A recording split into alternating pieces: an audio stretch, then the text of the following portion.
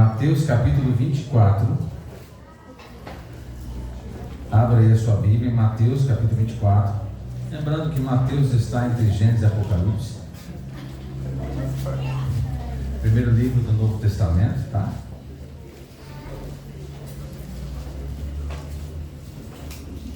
Enquanto você acha aí na sua Bíblia, o livro de Mateus, eu acho também aqui na minha, no capítulo 24, eu quero ler aqui dois textos do Espírito de Profecia. E os dois textos do Espírito de Profecia dizem assim: caso desejamos usufruir da sociedade celeste na terra renovada, precisamos ser aqui regidos por princípios celestiais. Precisamos aqui ser regidos por princípios celestiais. Amém. E ela diz assim: a obra de Deus para a salvação da família humana é a maior obra que possa ser levada a efeito nesse mundo. Deus, ele tem um interesse muito grande, não é na salvação de uma pessoa, mas é na salvação da família de Deus, da sua família. No capítulo 24, o verso 37 até o verso 39. Se você achou, feche os seus olhos. Paizinho querido, ao abrirmos a tua palavra agora, cabe o homem e fale Deus aos nossos corações. Amém. Em nome de Jesus. Amém. Pois assim como foi nos dias de Noé, também será a vinda do Filho do Homem, porquanto assim como nos dias anteriores ao dilúvio comiam e bebiam, casavam e davam-se em casamento, até o dia em que Noé entrou na arca, e não o perceberam, senão quando veio o dilúvio os levou a todos. Assim será também a vinda do Filho do Homem. Um texto relacionado a este texto aqui de Mateus, no capítulo 24, verso 37 a 39, é agora o de 1 Timóteo. Então abra sua Bíblia, vai lá em 1 Timóteo agora. Enquanto você encontra aí 1 Timóteo, no capítulo 3, 1 Timóteo, cartas do nosso querido Paulo, ele escreveu ao seu pupilo, a um jovem pastor chamado Timóteo, no capítulo 3, mas na verdade é o segundo Timóteo. Então o primeiro é o segundo Timóteo, capítulo 3, o verso 1. Por que o texto que vamos ler agora ele está totalmente relacionado com o texto de Mateus? Porque o texto que nós acabamos de ler em Mateus, ele fala de tempos difíceis relacionados aonde? A quando? Relacionados a um período lá do passado, que é onde aconteceu o dilúvio. E os dias eram difíceis lá também, as pessoas eram complicadas, a sociedade estava uma sociedade corrompida. Então, o texto paralelo a este é 2 Timóteo capítulo 3, que diz assim: sabe, porém, isto: nos últimos dias sobrevirão tempos difíceis, pois os homens serão egoístas, avarentos, jactanciosos, arrogantes, blasfemadores, desobedientes aos pais, sem domínio de si, cruéis, inimigos do bem, traidores, atrevidos, enfatuados, mais amigos dos prazeres que amigos de Deus, tendo forma de piedade, negando entretanto o poder. Foge também destes. Bem, o texto de Mateus e o texto de 2 Timóteo é um exemplo de como estava a terra antes do dilúvio, antes de ser destruída por Deus. E é o exemplo de como está a terra hoje.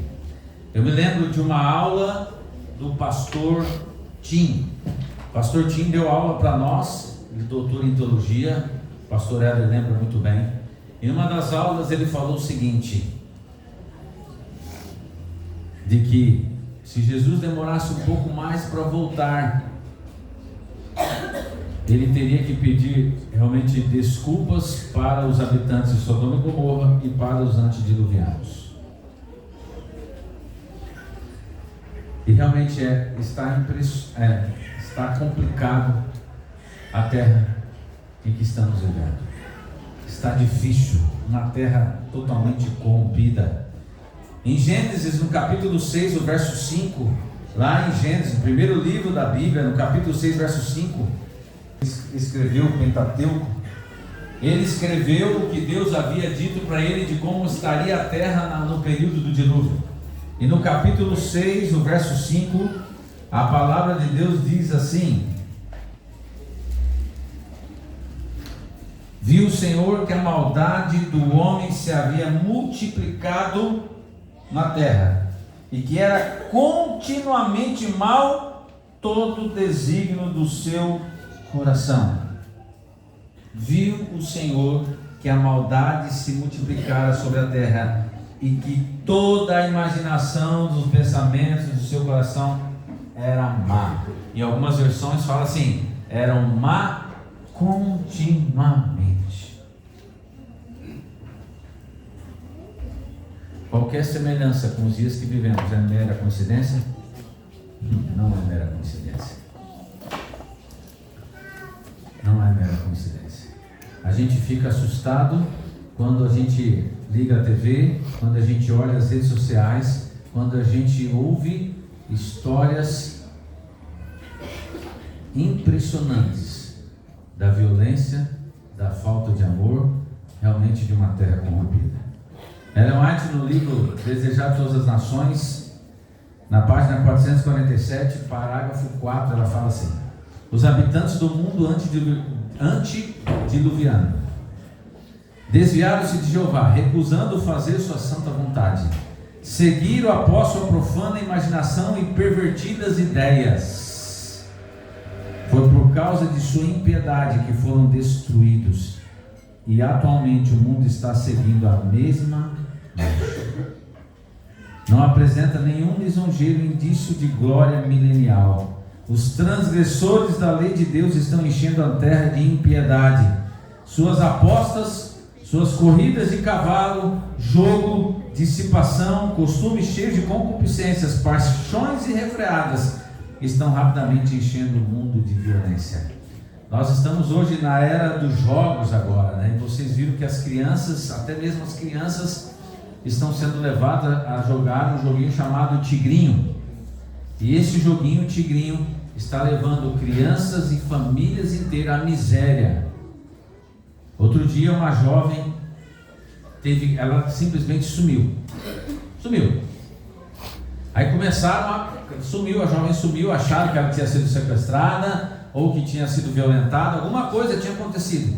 Aí acharam ela assim, longe, distante, já na divisa com a Bolívia. Acharam ela. O que ela estava fazendo? Fugindo. Sabe por quê? Por causa do jogo Tigrinho. Ela estava fugindo para não morrer. Ela perdeu tudo que tinha, pegou dinheiro com a agiota e ela teve que fugir por causa da vida. Ou ela fugia, ou ela ia morrer por causa de um joguinho. E agora o governo, ele acabou de regularizar os jogos de azar, inclusive cassinos, bingos e outras coisas. E agora está na moda, vai de bet, betmania, betano e assim por diante, onde você faz apostas nos jogos. Uma coisa eu tenho certeza: se você apostar no Corinthians, você vai perder muito dinheiro. Mas você aposta quantos passes o camarada vai acertar e quantos ele vai errar. É uma coisa doida. Inclusive um jogador da seleção brasileira, o Paquetá, ele pode ser banido do futebol, porque os familiares dele faziam uma aposta que ele ia tomar cartão amarelo, e lá na Inglaterra ele tomava o cartão amarelo.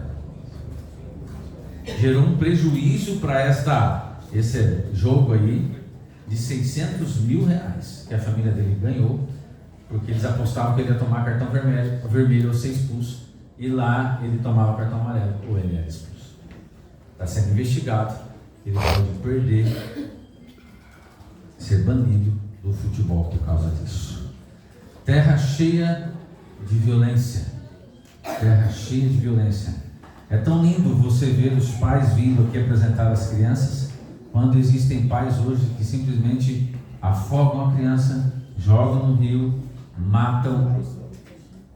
É tão complicado quando você cuida de um filho com todo carinho, e quando ele cresce, ele simplesmente se volta contra você e tem coragem de matar. Eu fiquei impressionado com a história daquele jovem que ninguém queria ele, e uma família foi lá e o adotou, e porque a família queria que ele seguisse as regras da casa, ele matou os pais e os irmãos. Foi para a academia, voltou, almoçou, foi para a academia de novo no outro dia, como se nada tivesse acontecendo. Durante 2 dias ele comeu, ele assistiu TV, ele foi à academia, voltou com os corpos da sua família em sua casa. Se você quer ver atrocidades, nas redes sociais estão cheias. Inclusive existem canais nas redes sociais que você pode pesquisar como execuções de bandidos. Mostram bandidos executando desafetos ou pessoas a sangue frio, jogando a pessoa. Um desses vídeos que eu recebi, infelizmente, a pessoa estava cavando a própria sepultura, e ela chorava, cavava, chorava, e aí um dos bandidos disse assim: nós já estamos cansados de ficar aqui, vamos embora terminar esse negócio. E começaram a atirar na pessoa, e ali ficou, e eles deram risada, jogaram a terra por cima, como se nada tivesse acontecido. Casavam-se e davam-se casamento. Esta expressão, além de uma expressão de que a vida continua, nesta expressão aqui está também embutido a percepção de que hoje o casamento não é mais até que a morte os separe, mas é algo banal. Vamos ficar juntos até quando for conveniente, e aí depois cada um segue a sua vida. Eu já fiz vários casamentos, mas eu confesso a vocês que tem minguado o número de casamentos, até mesmo dentro da nossa igreja. Graças a Deus, terça-feira nós vamos fazer um casamento. Amém. Né, Mateus e Ariane? Mas eu já estou aqui há mais de 1 ano e meio, e é o primeiro casamento no nosso distrito. Parece que o povo não quer casar mais. Parece que o povo não quer ter mais responsabilidade. Parece que o povo esqueceu do voto lá diante de Deus e dos homens, que é ser fiel até o fim. É na saúde, mas é na doença, é na riqueza, mas é também na pobreza. Indiferença. Eu fui ao dicionário, e no dicionário, indiferença é insensibilidade e desinteresse.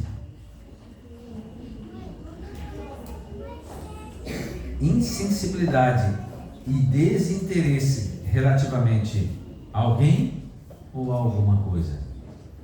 Estamos vivendo num período desta história de indiferença com a vida dos outros, indiferença com a situação das pessoas e indiferença com as coisas de Deus. Mas alguém não era assim. O verso 8 aí de Gênesis fala assim, capítulo 6, o verso 8 diz: porém, Noé achou graça diante do Senhor. Deus sempre tem o seu povo. Deus sempre tem aqueles que são fiéis. E não é diferente aqui na igreja de Pederneiras, amém? Com certeza não é diferente também na igreja que você congrega. Não é diferente onde o pastor Éder, ele cuida e pastoreia as suas ovelhas. Sempre existe pessoas de Deus e pessoas do Senhor, e Deus sempre levanta estas pessoas. E Deus levantou Noé, e Deus chamou Noé. E é interessante que Noé, ele fazia parte da minoria. A história conta que Noé e somente a sua família se salvou. E às vezes a gente fica preocupado com o número de pessoas que estão conosco. Não é o número que é importante, mas quem são as pessoas que é importante. Deus sempre teve o seu povo, mas nunca foi a maioria. Como também não será a maioria que estará no céu, mas serão aqueles que são fiéis. Assim era Noé. Noé era um homem fiel, e ele recebeu a ordem de Deus. No verso 18, Deus fala assim: contigo, porém, estabelecerei a minha aliança. Entrarás na arca, tu e quem mais? Tu e os seus cachorros, os seus pets. Hoje em dia os cachorros estão na moda, né, Silvia? A Silvia fala que na arca dela os cachorros iam. Eu brinco com a Silvia porque a Silvia tem um coração muito grande. Ela cuida dos cachorrinhos e ela pega cachorro na rua e leva para casa dela. Ela tem uns 10 lá, fora os gatos. Um dia eu fui na casa dela e foi uma benção ter na sua casa. Acho que eu fui um dos primeiros pastores que foi lá. Eu fui na casa dela e fiz amizade com os cachorros. Tu viu?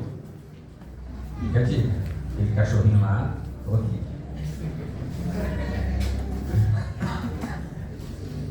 Ali na casa do Vitor e da Thaís ali, eles têm 5 cachorrinhos dos Shih Tzu, são lindos. Aí eu fui lá visitar ela e falei assim: me dá um som. E toda vez que eu vejo ela, eu falo assim: e aí, mudou de ideia? Eu brinco com ela. Por que eu estou falando de pet? Não tem nenhum problema, cachorro. Mas parece que mudou hoje. Parece que as pessoas se importam mais com animais do que com pessoas. A Bíblia está falando o seguinte para Noé: ô Noé, os animais vão entrar na arca. Amém? Viu? Eles entraram na arca. Só que Deus não falou isso para Noé. Noé, você e teus pets, você e tua Shih Tzu, como eu tenho uma Shih Tzu lá em casa, você e teu Rottweiler, você e teus gatos. Ele falou assim: Noé, é você e a sua família, os seus filhos. Os animais entraram, porque Deus chamou eles. Mas para Noé, ele falou: Noé, você tem que entrar. E é para entrar com quem? Você e os teus filhos. Tu e toda a tua casa. Tu e toda a tua casa. Só que a porta da arca, ela estava aberta para todos. Então Deus falou assim: ó, é para entrar tu e toda a tua família dentro da arca. A Ivete Sangalo lançou uma música aí que só fez sucesso no carnaval, graças a Deus. Só para aquele povo doido lá. Mas era uma música lá que aí deu um problema lá com a Baby Consuelo, a Baby do Brasil, e falando mal de Jesus, e ela falou, a Baby lá do Brasil, Jesus vai voltar, e virou aquela febre, e entrou no Trend Topics lá do Twitter, do X, entrou todo mundo falando disso, e aí houve um camaradinho aí, que é chamado de Foca, né, um camarada youtuber que falou assim: esse negócio de Jesus voltar aí, isso, a minha avó falava isso, minha bisavó falava isso, e nunca voltou, isso vai voltar com isso nenhuma. Hoje não só são especialistas, né, mas os influencers, youtubers, o que eles dizem é regra. Mas olha o que diz o grande conflito, página 338. Escarnecedores apontavam para as coisas da natureza, a sucessão invariável das estações, o céu azul que nunca havia derramado chuva, os campos verdejantes refrescados pelo brando orvalho da noite, e exclamavam: fala ele histórias, loucuras? Desdenhosamente declaravam ser o pregador da justiça um homem fanático, um fundamentalista, um extremista, é o que dizem hoje. Você guarda o sábado? Você não come carne de porco? Você é um extremista, você é um fanático, você é um fundamentalista. É o que dizem. E se não disseram para você ainda, vão dizer. E é isso que vão dizer do povo do Senhor antes da volta de Cristo. Somos fundamentalistas, extremistas. Continuavam mais avidamente na busca de prazeres, mais decididos em seus caminhos do que nunca antes. Mas a incredulidade que lhes alimentavam não impediu o acontecimento predito. Deus, olha só, presta atenção nisso aqui, ó. Deus suportou por muito tempo sua iniquidade, dando-lhes ampla ocasião para arrependimento. Ao tempo designado, porém, o juízo do Senhor caiu sobre os que haviam rejeitado a sua misericórdia. É interessante que eles não perceberam, ou não quiseram saber. Eu me lembro que eu trabalhava numa padaria, talvez eu já contei essa história aqui. Eu trabalhava numa padaria e eu não ia no sábado, e aí o meu chefe sabia que eu não ia no sábado, mas ele começou a achar que eu não ia levar tão a sério assim. E ele me chamou um dia para ir, eu falei assim, olha, minhas folgas é no sábado, mas não é por causa disso que eu não vou vir. Aí eu expliquei para ele, e aí quando eu disse, mas você precisa me explicar esse negócio direito. Ele começou a me fazer as perguntas, e eu comecei a falar, até que chegou um momento que eu falei assim, melhor você parar, porque se eu souber tudo que você está me falando, aí eu não vou ser ignorante, aí você depois cobrado disso. Então existem as pessoas que têm a indiferença, e tem as pessoas que não querem saber. Ainda no livro Grande Conflito, ela continua dizendo assim, na página 338, Cristo declara que existirá idêntica incredulidade no tocante à sua segunda vinda, ou seja, antes da sua segunda vinda. Como os contemporâneos de Noé não o conheceram, até que veio o dilúvio e os levou a todos, assim será também nas palavras do nosso Salvador, a vinda do Filho do Homem, como está escrito em Mateus 24, verso 39.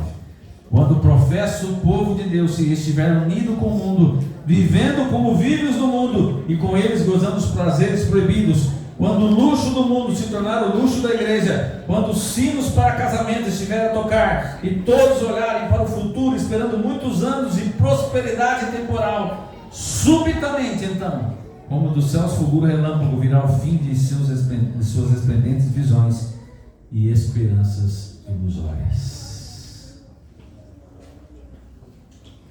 Deixa eu abrir o coração aqui para vocês.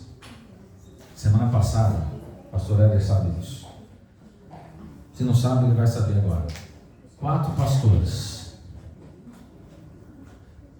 conhecidos de muitos anos de ministério simplesmente entregaram a credencial.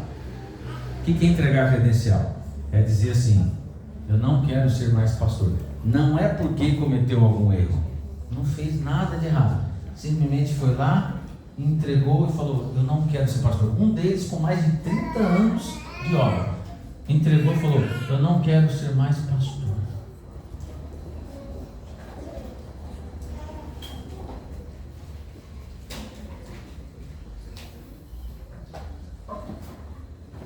Muitos irmãos estão deixando as fileiras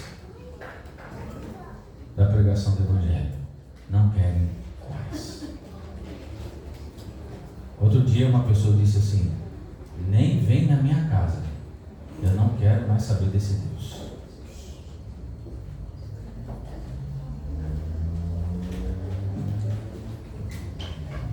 Vocês não perceberam que nós estamos vivendo os últimos dias desta terra? Vocês não estão percebendo que algo de errado está acontecendo? De que o mundo nunca esteve tão incrédulo, maldoso do que em nossos dias? Queridos, não perceberam? A arca foi fechada. 7 dias Noé ficou lá dentro. E durante os 7 dias que Noé ficou lá dentro, foram 7 dias de provações. E esses 7 dias de provações que Noé teve lá, eu e você vamos ter, mais cedo ou mais tarde na nossa vida.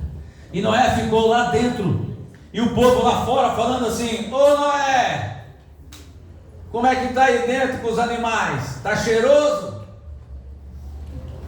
Ô Noé, sai aqui fora, meu amigo, não vai dar nada não. E o povo fazia churrasquinho lá, ô Noé, tá tão bom o churrasquinho aqui fora. Ô, tá chegando o cheirinho aí para você? Noé, para com isso, vem para cá. 1 Tessalonicenses capítulo 5, verso 3. Capítulo 5. O verso 3 diz assim: quando andarem dizendo paz e segurança, eis que lhes sobrevirá repentina destruição, como vem as dores de parto, aqui está para dar a luz, e de nenhum modo escaparão.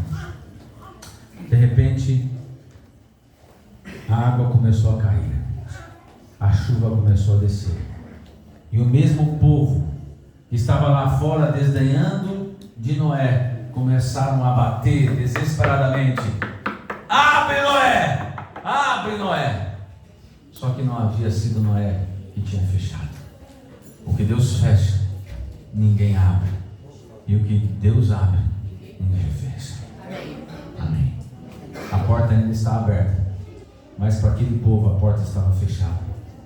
E sabe, queridos, Ellen White, no livro Patriarcas e Profetas, ela fala de que as pessoas, os pais, agora aqui pais, olhem para mim, queridos pais, ela fala que os pais tentaram salvar os seus filhos, e eles amarraram os seus filhos no lombo, nas costas dos grandes animais. Que grandes animais eram esses? Você já deve imaginar quais eram esses animais. Mas não adiantou. Não adiantou. Só Deus pode nos salvar e salvar nossos filhos. Amém. Todo esforço humano é em vão se Deus não estiver no controle. E sabe, Gênesis, volta lá no capítulo 8, no verso 1.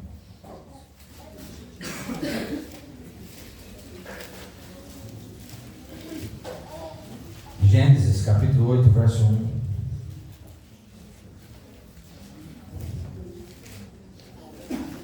Fala assim: lembrou-se Deus de Noé. Lembrou-se Deus de Noé. Sabe, queridos, existe um sistema que Deus escreveu a palavra dele. Existe um sistema chamado quiasmo. O quiasmo é quando Deus quer mostrar uma verdade para o seu povo e tudo converge para esta verdade. Então esse quiasmo começa lá no capítulo 6, o verso 9 e 10, Noé e seus 3 filhos. Depois vem o verso 11 e 12, o 13 e 22, a ordem para entrar na arca no capítulo 7, depois o capítulo 7 e termina com as águas subindo. Aí vem o Daniel, aí vem Gênesis 8, verso 1. Deus se lembra de Noé, é o ápice. Aí vem, ó, Deus se lembra de Noé, aí a água desce de trás para frente. A água desce, a terra seca, ordem para sair da arca, decisão divina de preservar a ordem, a bênção e a aliança de paz, que é o arco-íris de 7 cores. Não esse outro arco-íris aí, esse é do tinhoso, é o arco-íris de Deus, a aliança de Deus, no capítulo 9, e Noé e seus 3 filhos termina no verso 18 até 19. Começa com Noé e seus 3 filhos, termina com Noé e seus 3 filhos. Eu pergunto para você: onde estão os seus filhos? Onde estão os seus filhos? Estão dentro da arca? Ou estão fora da arca? Quero fazer um paralelo dizendo que a arca pode ser a igreja. E não é fácil estar dentro da igreja. A arca fedia, a arca cheirava mal, o barulho era ensurdecedor, porque pensa, a quantidade de animais que tinha lá dentro. Mas quem estava lá dentro estava seguro. A igreja não é diferente. Tem pecadores aqui, tem pessoas difíceis, às vezes cheira mal, mas os que estão aqui estão buscando a salvação. Eu quero terminar contando que Deus sempre lembra daqueles que o buscam. Deus se lembra de você, querido pai, que ora pela sua família. Aliás, se existe algo que Deus se esquece, é dos nossos pecados. Se existe algo que Deus se esquece, querido pai de família, é quando você fala uma palavra áspera para sua esposa. Deus, ele esquece quando você fala algo ruim para seu filho. Se tem uma coisa que Deus esquece, é de, às vezes, que damos mais importância às coisas do mundo do que às coisas de Deus. Às vezes a nossa casa é um pequeno lugar mais parecido com o mundo Fique parecido com o céu. Deus esquece disso. E Deus olha para você, Ele se lembra daqueles que o buscam e fala: continue firme, eu estou voltando. Noé continuou pregando. E Noé, queridos, durante 120 anos ele pregou, e até que teve o último dia do seu sermão. E quem é evangelista, quem prega, sabe muito bem que o último dia da pregação, a gente é o momento do apelo. E Noé subiu então ali na plataforma da arca, e ele foi fazer o apelo. Ele subiu lá. Me permitam subir aqui. Não, vou subir não. Noé subiu, e Noé começou a pregar o seu último sermão. E toda vez que pregamos o nosso último sermão, o sermão do apelo, o que a gente quer? A gente quer que as pessoas venham à frente, que as pessoas tomam decisão. E Noé fez um apelo naquele dia. Enquanto Noé estava fazendo o apelo, de repente levantou uma mulher lá no fundo. E essa mulher levantou e ela começou a andar em direção a Noé, e ela entrou na arca. Quem era essa mulher? A esposa dele. Sabe por que a esposa de Noé entrou na arca? Ela levantou no último sermão de Noé, ela entrou na arca porque ela conhecia o esposo dela. Ela olhou e falou assim: o que esse homem está falando é verdade, porque ele não é mentiroso. O que esse homem está pregando é verdade, porque ele é honesto, ele me respeita, ele é fiel a mim, ele respeita os vizinhos, ele não rouba, ele não mente, ele não bebe, ele não fuma, ele não frauda o imposto de renda, ele não frauda ninguém, é um homem de Deus. Será que a sua esposa levantaria no dia que você também pregasse o seu último sermão? Será que ela entraria na arca por causa de você? De repente, um jovem levanta também. Quem é esse jovem? O filho dele. Quem era o filho? Sem levanta. E ele anda em direção ao Pai. Ele sobe e ele entra na arca. Sem cresceu dentro da arca. Sem cresceu com o barulho da construção da arca. Sem cresceu vendo o seu pai construir um tipo de construção impossível para aquela época. Sem viu o seu pai falar com os trabalhadores, e nenhum dos trabalhadores que construíram aquela arca entraram na arca. Os amigos de Sem não entraram. Os amigos de Sem zombavam do pai de Sem, mas Sem conhecia o seu pai. E ele olhou para o pai e falou assim: eu acredito nesse homem. Sabe, às vezes nós pais, a gente paga o inglês dos nossos filhos, coloca eles no piano, a gente paga natação, paga isso, faz aquilo, não tem nenhum problema nisso. Mas quanto tempo dedicamos, quantos nossos recursos doamos e damos para os nossos filhos? Vir à igreja, estar mais próximo de Deus, ir no acampamento, ir numa convenção. Nós tivemos uma convenção, a maior convenção do mundo para jovens, e muitos jovens não foram. Aí eu fico pensando: por que não foram? O que ficaram fazendo? Por que os pais não falaram: vai, eu vou pagar, vai, eu vou vender alguma coisa aqui, mas você vai? Mas não. A gente investe tudo na educação dos filhos e esquece de investir no mais importante. Sabe por que Sem entrou na arca? O pai dele não precisou assim: ou você entra na arca, ou ai. Não. Sem levantou porque ele tinha um pai presente, porque ele tinha um pai honesto, ele tinha um pai que falava a verdade, ele tinha um pai que não ameaçava, mas que com amor educava o filho nos caminhos do Senhor. Você tem sido esse pai? E é interessante que não entrou só Sem, entrou quem também? A esposa de Sem. E se tem uma coisa difícil, é sogro e sogra. Eu adoro a minha sogra, principalmente quando ela está longe na casa dela e eu na minha. Brincadeiras à parte, mas a nora, ela olhou, ela levantou, não foi por causa de Sem, mas foi porque ela conhecia o sogro e a sogra.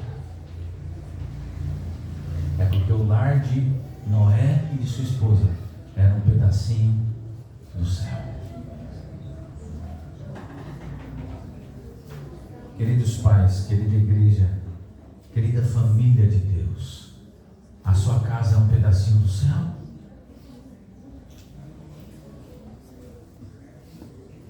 Seus filhos, eles acreditam na sua palavra? A sua esposa te conhece tão profundamente que ela fala assim: eu tenho orgulho de ser casado com esse homem, eu tenho orgulho de ser casado com essa mulher, eu quero ir para o céu com ele e com ela.